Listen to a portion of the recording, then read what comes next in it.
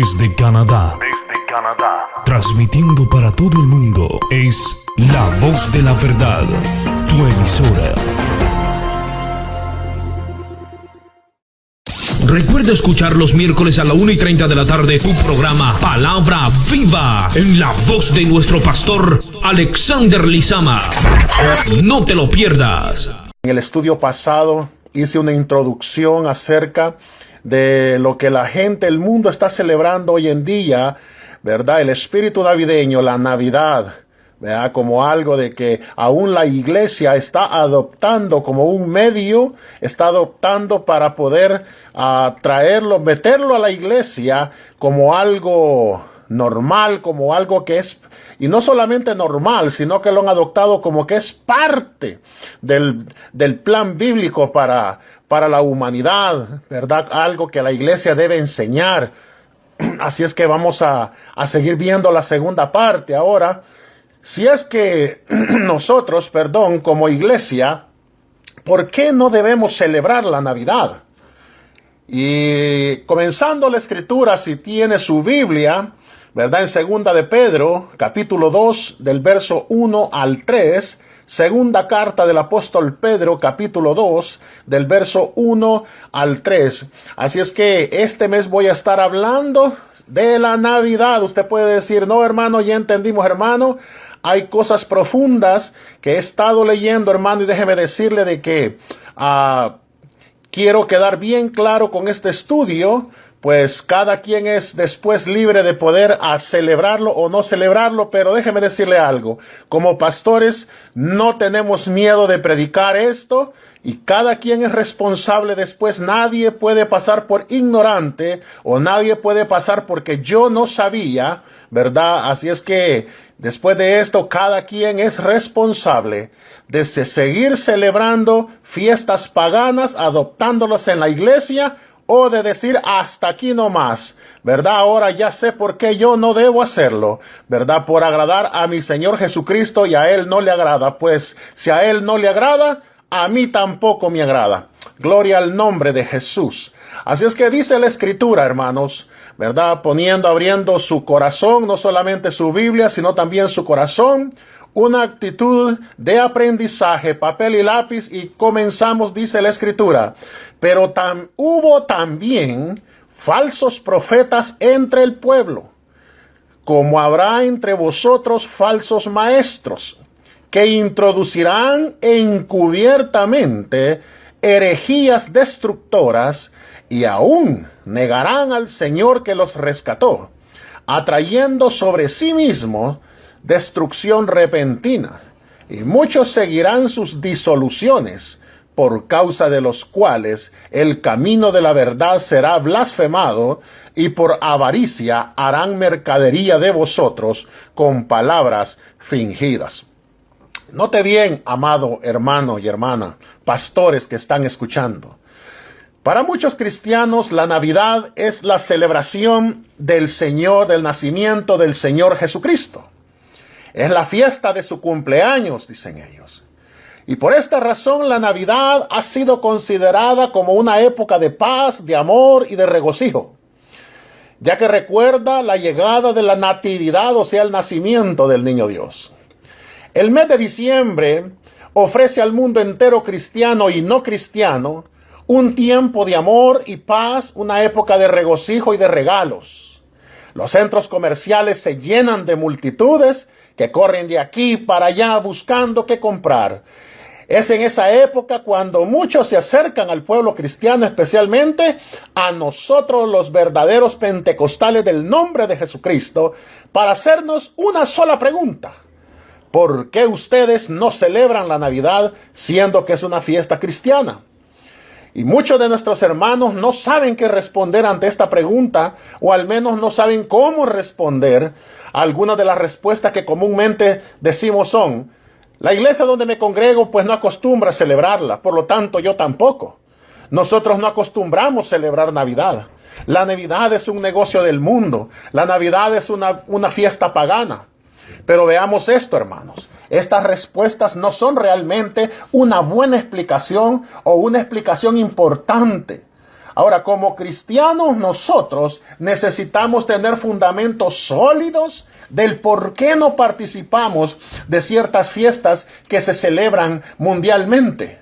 Porque de esta forma vamos a poder dar una respuesta clara y concreta, ¿verdad? Que es por eso que Dios ha puesto en mi corazón, amado hermano, hablar de esto en esta hora, ¿verdad? Para dar una explicación bíblica e histórica del por qué los cristianos, los del nombre de Jesucristo, el verdadero Hijo de Dios, no debe celebrar Navidad. La segunda epístola que leímos del apóstol Pedro, según los historiadores, hermanos, dice que fue escrita alrededor del año 64 después de Cristo. Y la tradición nos dice que este fue el año en que el apóstol Pedro fue martirizado por el emperador romano Nerón. También sabemos que este fue uno de los años en los cuales la iglesia fue intensamente perseguida.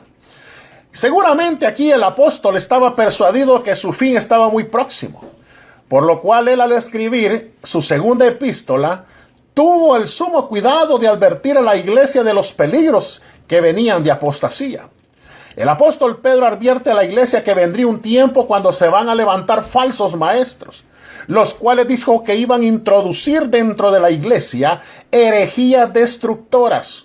Para inculcar firmemente este pensamiento en la mente de los cristianos, él está haciendo una comparación entre el pueblo de Israel y la iglesia, cuando él dice, hubo falsos profetas entre el pueblo. O sea, se está refiriendo a Israel. Y cuando dice, como habrá entre vosotros falsos maestros, entonces se está refiriendo a la iglesia. Lo que el apóstol Pedro está tratando de decir es que así como en Israel hubo falsos profetas que introdujeron la apostasía, incluyendo la adoración al sol, la luna, el culto a Baal y otras cosas que eran abominables delante de Dios, y así como en Israel hubo hombres que se propusieron introducir el paganismo dentro del pueblo, así también sucedería con la iglesia. Falsos maestros, dijo, se iban a levantar e iban a introducir herejías destructoras. Notemos el término que el apóstol Pedro usa. Él no se estaba refiriendo a cualquier tipo de enseñanzas, sino a herejías destructoras. Oiga bien, porque el objetivo de estas enseñanzas sería, hermanos, la destrucción del pueblo del Señor, o sea, de la iglesia. Gloria al nombre de Jesús. Allí debería estar usted brincando, dando un gloria a Dios, porque somos un pueblo bendecido. Gloria al nombre de Jesús. Ahora, el nacimiento del Señor Jesucristo es un hecho histórico. El lugar de su nacimiento es bien conocido. La historia entera se encuentra en el libro de Lucas. Lo que no se encuentra allí es la historia de la Navidad. Por Navidad nos referimos al árbol de Navidad, Santa Claus, el reno, el trineo, los juguetes, los duendes, el muérdago, el trineo, toda esa clase de cosas, intercambio de regalos, el beber alcohol y hacer lo que el mundo hace en las festividades y estas fiestas, y el convertir las casas e iglesias en templos paganos. ¿Por qué? Los cristianos siempre nosotros nos hemos dado ese de que vivimos de acuerdo a la palabra de Dios. Estamos felices, gozosos. Si la Navidad no es una celebración bíblica practicada por los apóstoles y primeros cristianos, entonces, hermanos, ¿cómo es que estas costumbres paganas entraron en la iglesia? Cualquiera puede ir a una biblioteca y hallar esta información. Pero ¿sabe qué, hermanos? Pocos nos tomamos el tiempo o nunca deseamos saber. ¿Por qué? Porque muchos practican el paganismo de la Navidad por pura ignorancia. O simplemente no conocen bien. O siguen las costumbres de la familia o una iglesia. Pero los verdaderos apostólicos no practicamos el paganismo. Y con frecuencia somos acusados, hermanos. Y ese es el miedo que le da a muchos ministros. Ese es el miedo que le da a muchos pastores. Que nos acusen y que la gente se vaya a ir de la iglesia porque nosotros no participamos en fiestas paganas.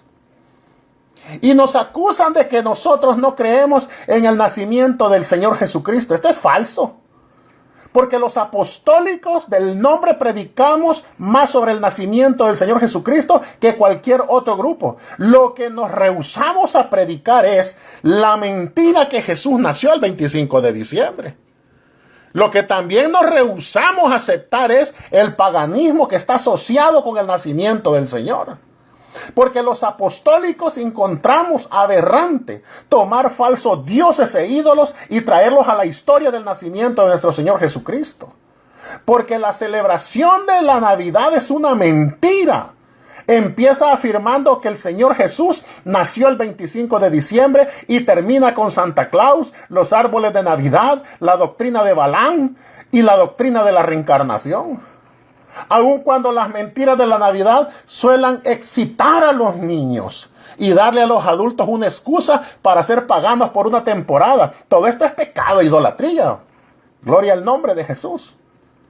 Es tiempo para que los cristianos de verdad, oiga bien, remuevan las falsedades de la historia del nacimiento del Señor Jesús. Cuando esto se lleva a cabo, podremos adorar a nuestro Señor Jesús, como Él dijo, en espíritu y en verdad. No hay nada de verdad en que Jesús nació el 25 de diciembre. Una práctica del error de la Navidad es apostatar de las Escrituras y cometer idolatría durante la temporada de Balaam.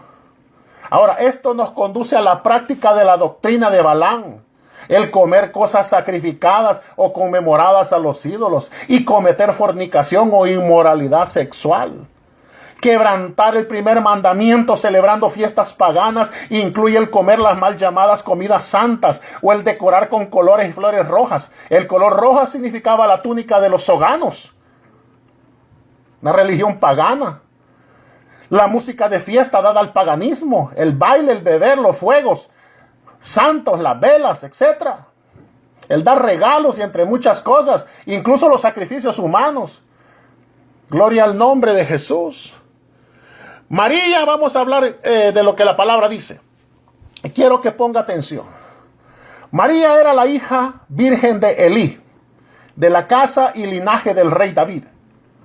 Elí era el verdadero rey de Israel, pero no era reconocido como tal, porque los romanos habían instalado a Herodes, un gentil pagano, como rey sobre los judíos. Elí no tuvo hijos y María era la hija mayor. Cuando Elí y su esposa murieron, María heredó el trono de David como la reina no reconocida. Solo reinas dan luz a reyes. Así es que en el nacimiento el Señor Jesucristo nació rey de su madre reina. Si esto no es verdad, entonces Jesús no tuvo un linaje real, ya que él no era hijo biológico de José. José y María estaban esposados, dice.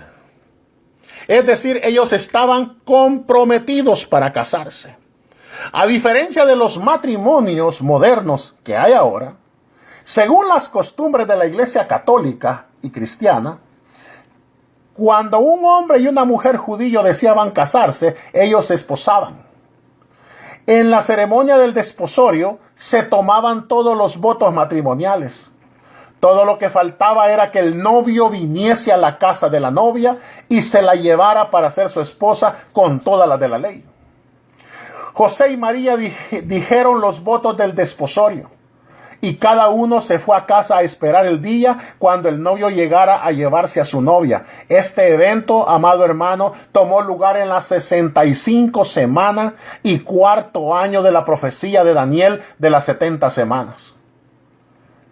María, pues me imagino que se emocionó, ya vamos a leer la escritura, y deseaba ir a la casa de su prima Elizabeth cerca de Jerusalén y contarle las nuevas.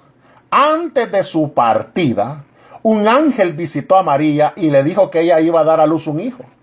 María le preguntó cómo sería esto posible, ya que ella no había conocido hombre. Cuando usted lee en Lucas 1:35, y el ángel le respondió y le dijo: el Espíritu Santo vendrá sobre ti, y el poder del Altísimo te cubrirá con su sombra. Por lo tanto, también ese santo ser, el cual nacerá de ti, será llamado Hijo del Altísimo. Ahora, María recordó las palabras de los profetas concerniente a la venida del Mesías. Y me imagino que todas las hijas vírgenes de Israel, conociendo esto, deseaban ser madre de él. Esto era con bastante frecuencia hablado en Israel en aquellos días. Lo que muchos fallaron en comprender era que el Mesías iba a venir a través de la línea de la simiente del rey David y no de las otras familias. María no solo era de la línea de la simiente del rey David, sino porque su padre Elí era el verdadero rey del linaje de David. Ella era la única virgen que calificaba para dar a luz al Mesías, el príncipe. María aceptó la voluntad de Dios y ella concibió esa misma noche por milagro del Espíritu Santo.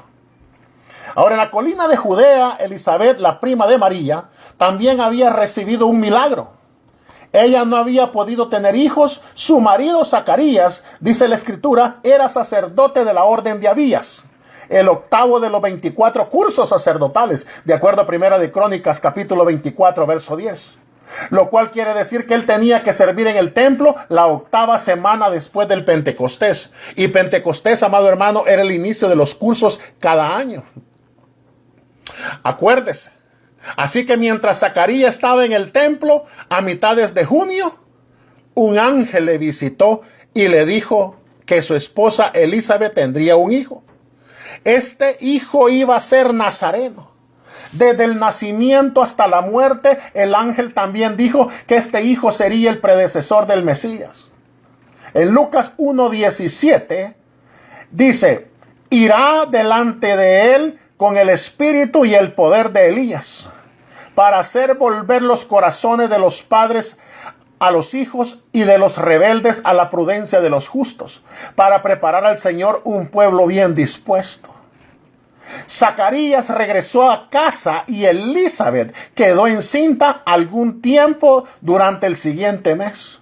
Según las Escrituras, hermano, ella entonces se escondió durante 5 meses. Fue en el 6º mes de la maternidad de Elizabeth que el ángel Gabriel vino a visitar a María. Vaya, si quiere usted anotando esto, porque usted va a ir viendo de acuerdo a las fechas que la misma Escritura va dando que el Señor Jesús no nació en diciembre. Entonces dice que cuando el ángel Gabriel vino a visitar a María, en Lucas 1:24, dice, después de aquellos días concibió su mujer Elizabeth y se recluyó en casa por 5 meses diciendo, imagínense, en el verso 26 dice, al 6º mes el ángel Gabriel fue enviado por Dios a una ciudad de Galilea llamada Nazaret. Y dice el verso 27, a una virgen desposada, con un varón que se llamaba José, de la casa de David, y el nombre de la virgen era María. O sea que de mediados de junio hasta mediados de noviembre hubo 5 meses. Entonces en el mes de diciembre, en el 6º mes, María fue visitada por Gabriel y ella quedó encinta. María inmediatamente fue a la colina de Judea para contarle a su prima Elizabeth de su desposorio y la visita del ángel. Acuérdese, hermano, el calendario judío no es igual al calendario nuestro, porque el calendario judío comienza con la luna nueva en el mes marzo-abril, o sea, el mes de Aviv o Nisán, y termina con los meses de febrero y marzo, o sea, con el mes de Adar. Entonces, cuando ellas se reunieron, el Espíritu cayó sobre ellas, y Elizabeth fue llena con el Espíritu Santo. Juan, que aún estaba en la matriz de Elizabeth, también fue lleno con el Espíritu Santo, dice Lucas 1:15 al 41. Elizabeth profetizó, no predicó, profetizó. En Lucas 1:43, ¿por qué se me concede esto a mí, que la madre de mi Señor venga a mí? O sea, hubo emoción y ambas, tanto Elizabeth y María, se edificaron y confortaron la una a la otra por Juan y el Mesías venidero. O sea, la terminología de Elizabeth al decir mi Señor no puede significar otra cosa que mi Rey. María se quedó con Elizabeth hasta marzo y aproximadamente 3 meses y se regresó a su casa en Nazaret.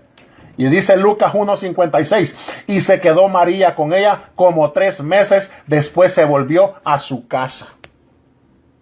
Ahora, fue a la mitad del año que el emperador romano decretó que los judíos pagaran un impuesto especial que caería en el tiempo anual de la siega. Cada familia debía volver a la ciudad de la cual descendían sus familias. Ambos, José y María, descendían del rey David. Así que ambos debían ir a Belén y pagar sus impuestos.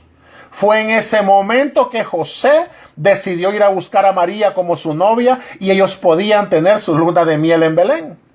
Cuando José vino a buscar a María, había un hermoso, pues ya estaba embarazada ella, indicando que el Mesías pues pronto iba a nacer. Pues me imagino yo por la escritura que José pensó tal vez que ella había sido infiel, ¿verdad? Y ella no dudó en explicarle sobre la visita de Gabriel.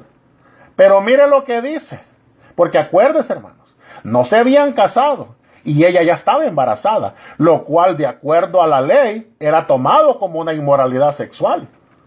Ahora, pero esa noche mientras José pensaba en estos eventos, se quedó dormido. María indudablemente, pues mire lo que dice Mateo 1:20.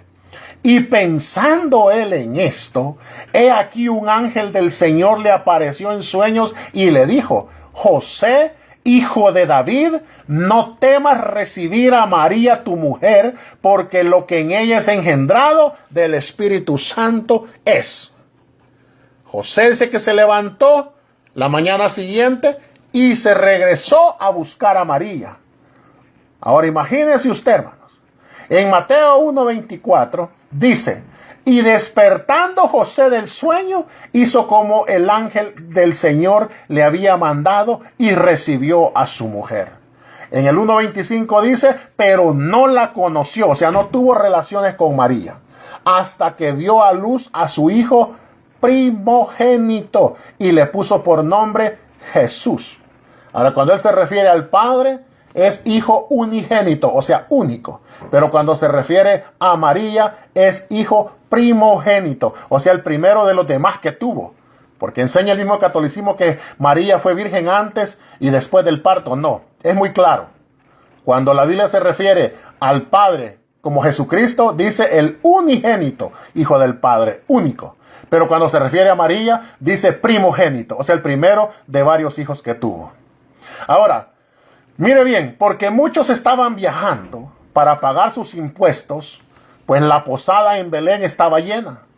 El tiempo se cumplió y estamos ahora en las 65 semanas y el 5º año de la profecía de las 70 semanas de Daniel. El nacimiento de Jesucristo fue 9 meses después de la visitación de María en diciembre. Y fue en el mes de septiembre, quizás en el mismo día de la expiación, para significar que el nacimiento del Mesías quitaría los pecados del mundo. Ahora, hermanos, esto es probado no solo por el hecho que María quedó embarazada en el 6º mes de la maternidad de Elizabeth, sino por otros 2 hechos. Primero, Jesús tenía 33 años y medio cuando él fue crucificado. Él fue crucificado en Pascua, en marzo o el mes de Nisan.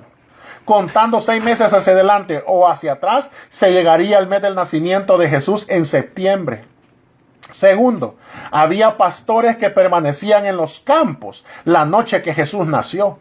El mes de octubre trae la lluvia y un viento helado del norte. Los rebaños eran traídos de los campos hacia finales de septiembre. Esto prueba, oiga bien, que una fecha de invierno de diciembre para el nacimiento del Mesías es imposible.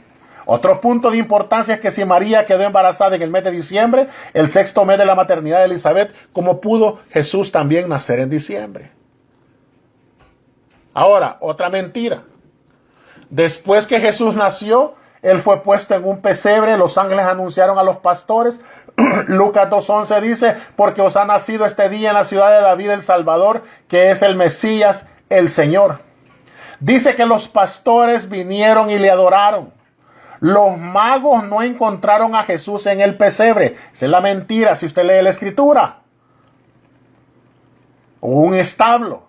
Ellos encontraron a Jesús aproximadamente 2 años después en una casa. Mire Mateo capítulo 2 verso 10. Dice: y al ver la estrella se regocijaron con muy grande gozo.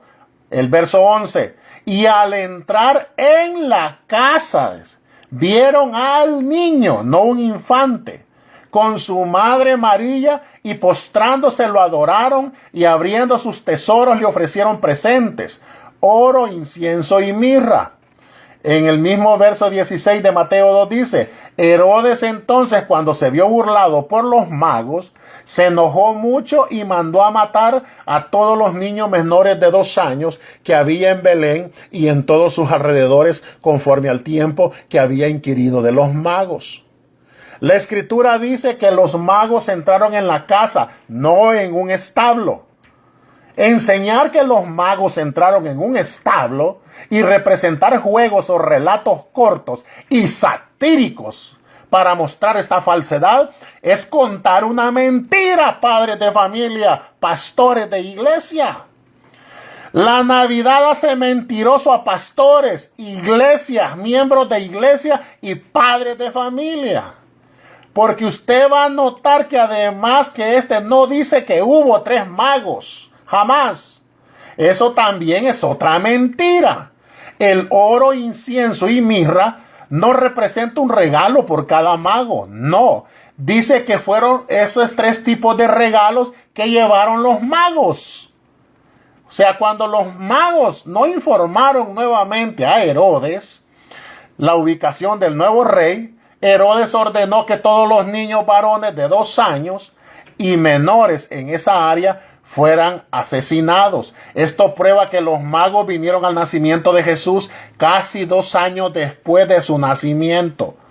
O Herodes se habría enfocado en asesinar niños mucho más menores.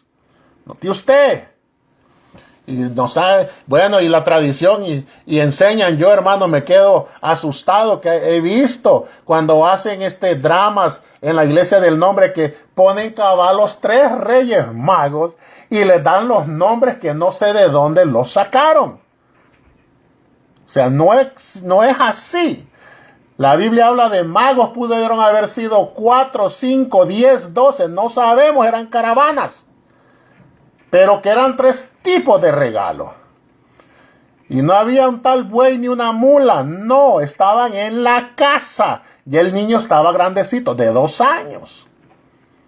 Gloria al nombre de Jesús. Esta es la simple historia bíblica del nacimiento del Mesías. Por favor, quiero que note, no había árbol de Navidad asociado con ella. No había un tal Santa Claus. No había trineo volador lleno de juguetes. No había ni una señora Santa Claus, ni una banda de duendes trabajando ansiosamente en el Polo Norte. Los magos no intercambiaron regalos entre sí. Ellos se lo dieron al Señor Jesús.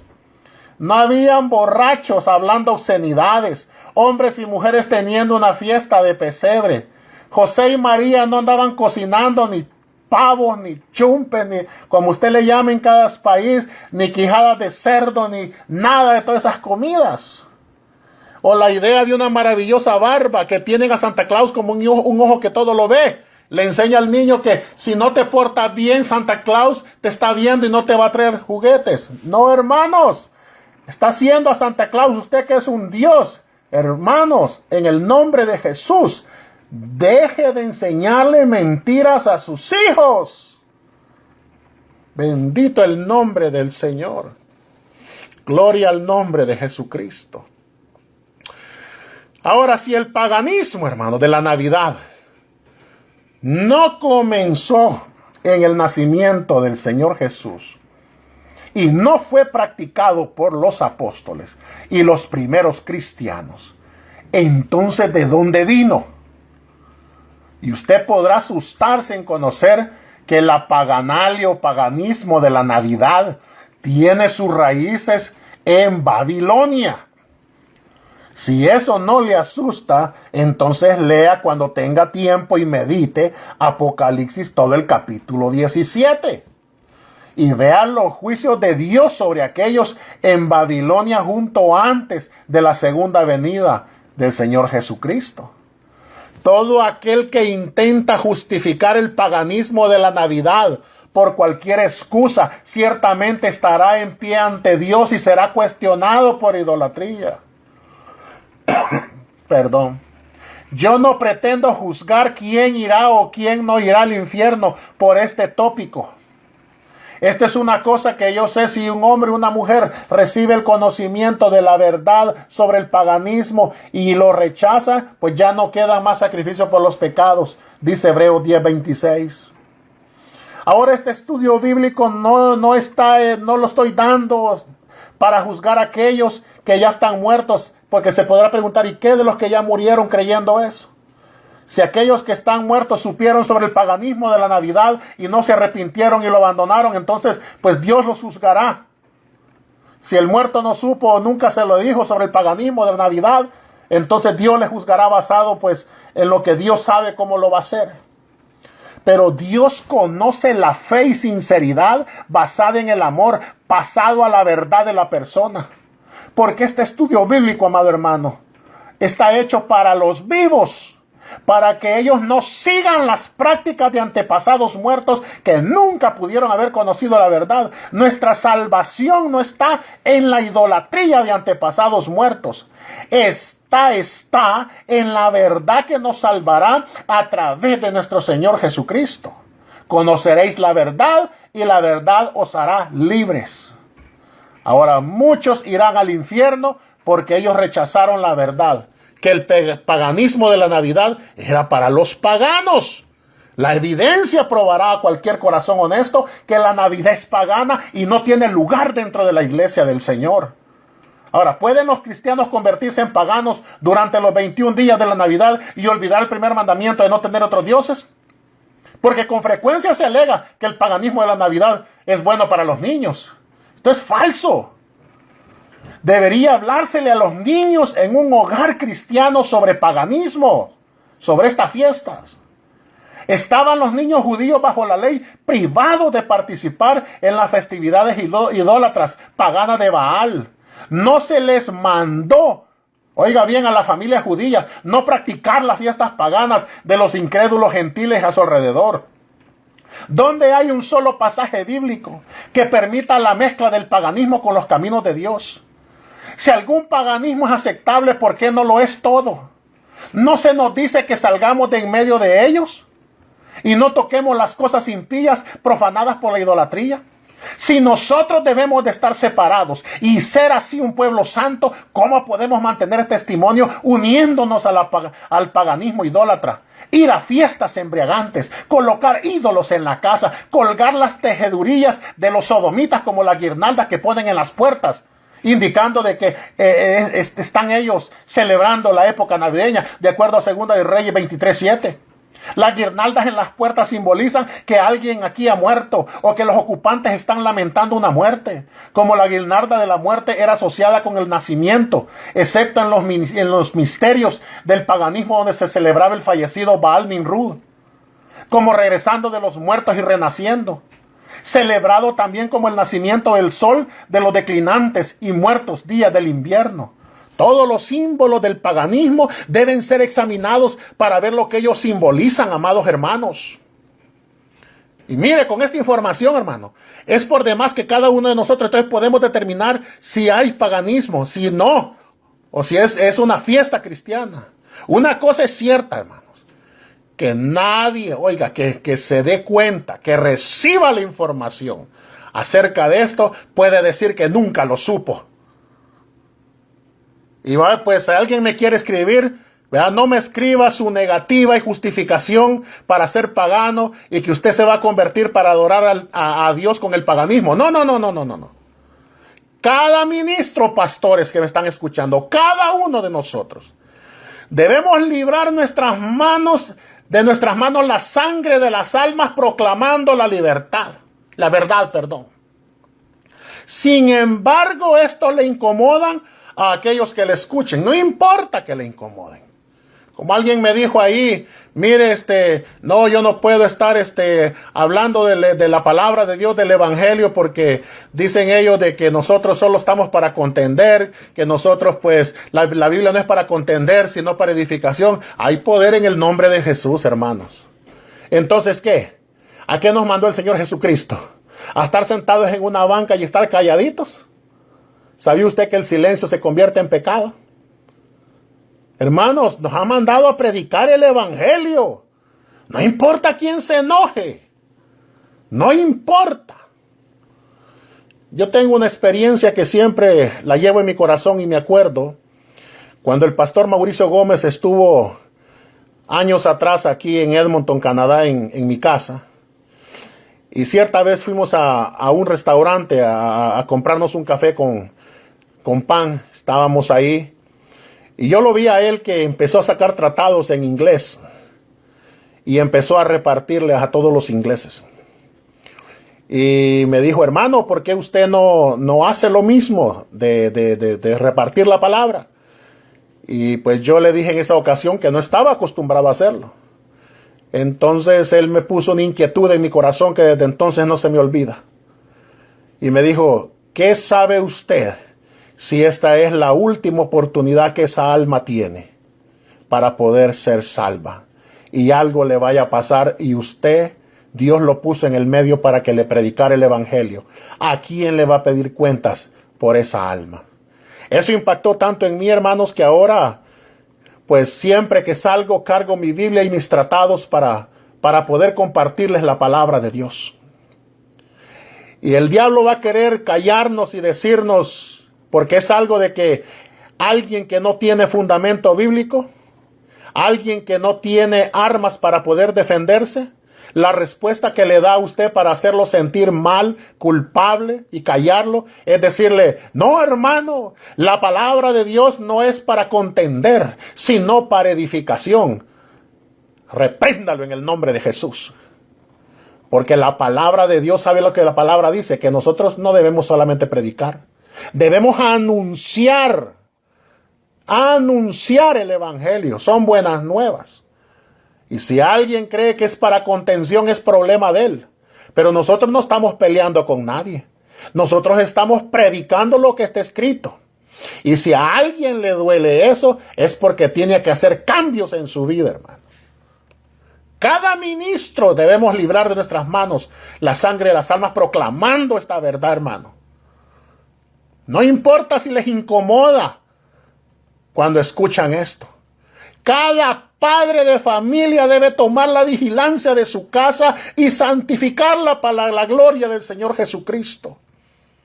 Así como Dios prohíbe que el tabernáculo sea lleno con paganismo, así cada padre debe de guardar su casa como un tabernáculo sagrado donde su familia está apartada de todo mal. La casa es el santuario de la familia. Ahí pasan los padres peleando. Ay, que a mí no me dan cargos en la iglesia que yo traigo para líder. Y a mí no. Hermano, usted es un líder ya en su casa. Practique el liderazgo en su familia. Por eso Dios lo ha puesto como líder en la casa. Gloria al nombre de Jesús. No la contamine. Pues el Señor Jesucristo no es su Señor. Si una persona decide permanecer indiferente y sin respeto a la palabra de Dios y continuar en la práctica del paganismo, de la Navidad o el pecado, ellos no tienen lugar en la casa de Dios para hacerse pasar como los santos del Altísimo. Los santos son santos. Ellos poseen conductas piadosas o como la de Dios. Ellos son santos por virtud de la justicia de Dios dada a ellos. Estas personas sirven a Dios en la hermosura de la santidad y el amor de la verdad. Ellos no van a seguir, nosotros no vamos a seguir el camino del pecado o del paganismo. Somos ovejas del Señor. Él es nuestro pastor. Gloria al nombre de Jesús. No vamos a compartir esa gloria que le damos al Señor con el paganismo. Al vencer el pecado, el mal, el paganismo victoriosamente, se nos van a dar dadas ropas blancas de justicia cuando lleguemos al cielo, amados hermanos. Voy a tocar para terminar un poco acerca del árbol de Navidad, de dónde viene. Le llaman el arbusto de Nimrod.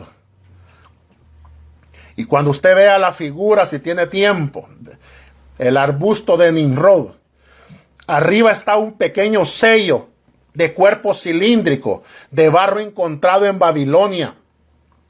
Y este retrata a Adán y Eva sentándose en el árbol del conocimiento del bien y del mal.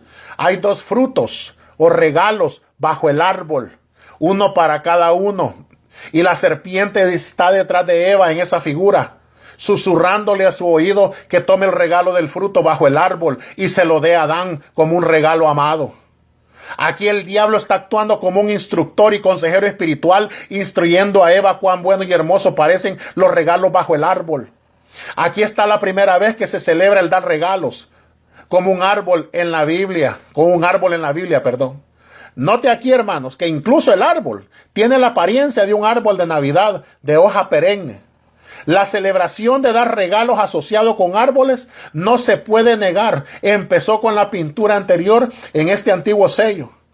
Y esto se ha disociado el diablo mismo de días de fiestas y cultos religiosos centrados alrededor de árboles de hoja perenne. En el Antiguo Testamento la adoración del árbol continúa este antiguo misterio que se encuentra por todo lugar en Jeremías capítulo 10. Dios mandó, dice, que los israelitas no plantasen un árbol cerca del altar para prohibir el reprogramiento de este paganismo, de esta ceremonia dentro de las cosas del Señor. Si alguien se atreve a intentar y decir que ellos poseen la sabiduría o la habilidad de cristianizar este paganismo, inyectando el nacimiento del Señor Jesucristo en ellos para hacerlo santo, esa persona es anatema. Porque el árbol de Navidad tiene una historia antigua, muchos siglos antes que el Señor Jesús naciera. La veneración y adoración de árboles como seres humanos fallecidos, reencarnados, es tan antigua como Babilonia, el inicio de la falsa religión. En la Biblia misma, la adoración de estos árboles sagrados es llamada la adoración del árbol para Acera. Los paganos construían sus templos en lugares altos y luego plantaban los árboles sagrados representando la reencarnación cerca de sus altares, lo que le llamaban el hexa o hexagrama. Se convirtió en el símbolo de sus lugares altos y el ritual. Esto permanece así entre el ocultismo hasta este mismo día, que remonta sus emblemas y rituales a esta religión antigua. Todo esto fue estrictamente prohibido por Dios. En Deuteronomio 16:21 dice: no plantarás ningún árbol para Acera cerca del altar del Señor tu Dios, que tú te habrás hecho. Notemos, hermanos, que el verso anterior nunca iba a haber un árbol plantado o puesto cerca del altar de Dios. Esto era para impedir que los pensamientos de los ídolos paganos y falsos dioses de reencarnar en árboles, ¿verdad?, tuvieran un lugar cerca del culto al verdadero Dios supremo. Hasta el tiempo del liberalismo moderno, desde mediados de 1800, el árbol para Acera se entendía como varios árboles de hoja perenne plantados en círculo y en el templo construido en la forma de un hexa. Y de ahí el promulgar nuevamente los misterios que ellos creían comenzaron en el Edén con la serpiente y Eva. Así que todos estos lugares altos, hermanos, y árboles para Acera eran un falso Edén. La santidad de los ministros del pecado. Ellos cambiaron la interpretación de los árboles para Acera, de los sagrados árboles de hoja perenne, a la de un asta de tótem.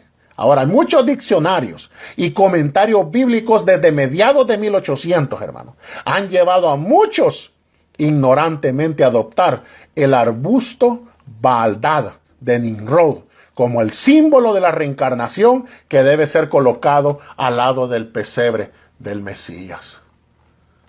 Y mire, para introducción, ¿quién inventó el pesebre?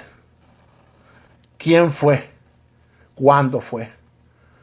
Gloria a Dios, porque eso fue en 1223, en un pueblecito de Grecio, en Italia. Y este señor que se llama Giovanni di Pietro Bernardone tenía un amigo llamado Juan Velita, que era el dueño de un bosque en las montañas de Grecio.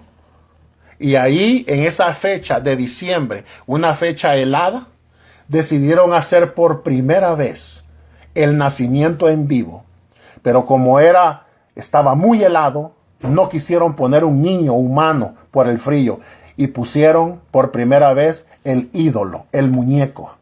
¿Sabe quién es el inventor del pesebre? Este famoso Giovanni di Pietro Bernardone. Se trata nada más que de San Francisco de Asís, un monje católico de la Orden de los Franciscanos. Él fue el inventor del famoso pesebre que celebran hoy en día aún pastores e iglesias del nombre. Qué bueno es el Señor. Le damos gracias al Señor Jesucristo por su palabra poderosa. Gracias, mi Señor amado, por permitirnos estar compartiendo esta palabra, hermanos. Y yo sé que usted ha recibido, hermanos.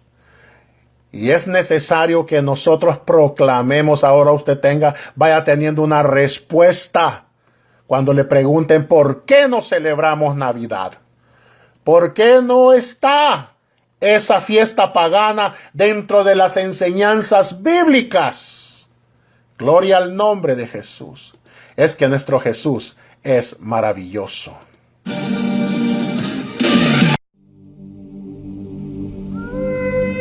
Oye Israel, el Señor nuestro Dios, el Señor uno es. Prepárate para escuchar la palabra del Todopoderoso, solo aquí, en La Voz de la Verdad, tu emisora.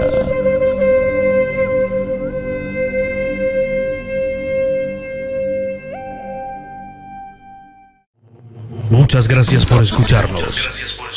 Esta es La Voz de la Verdad, tu emisora.